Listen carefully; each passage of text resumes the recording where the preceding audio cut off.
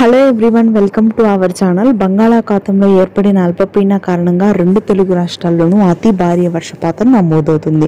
ముఖ్యంగా శ్రీకాకుళం, విజయనగరం, విశాఖపట్నం, తూర్పుగోదావరి, పశ్చిమ గోదావరి, గుంటూరు, కృష్ణా భాగాల్లో అయితే దాదాపుగా 30 సెంటీమీటర్ల రికార్డు స్థాయి వర్షపాతం నమోదైంది. ఇక ఆ తరువాత ఉత్తర తెలంగాణలోని ఆదిలాబాద్, నిజామాబాద్, నల్గొండ, ఖమ్మం, భద్రాద్రి, కొత్తగూడెం, మేడ్చల్, మంచిర్యాల, రాజన్న సిరిసిల్ల భాగాల్లో కూడా భారీ నుంచి అతి భారీ వర్షాలు కురనున్నాయి. హైదరాబాద్ నగర వ్యాప్తంగా సెప్టెంబర్ 17, 18, 19 తేదీల్లో అత్యధిక వర్షాలు నమోదవుతాయని వాతావరణ కేంద్రం వెల్లడించింది.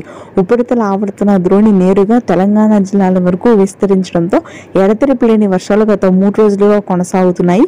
ఇవాళ రేపు కూడా ఇదే పరిస్థితి కొనసాగుతుంది. ఇక రాయలసీమ వ్యాప్తంగా అయితే గత 3 రోజులుగా అతి భారీ వర్షపాతం నమోదైంది. కడప, కర్నూలు, అనంతపురం, చిత్తూరు వ్యాప్తంగా దాదాపుగా 40 సెంటీమీటర్ల రికార్డు స్థాయి వర్షపాతం నమోదైంది. గత వారం రోజులుగా పలు ప్రాంతాల్లో ఇదే పరిస్థితి కొనసాగుతుంది. తెలంగాణలోని దక్షిణ భాగాల్లో కూడా.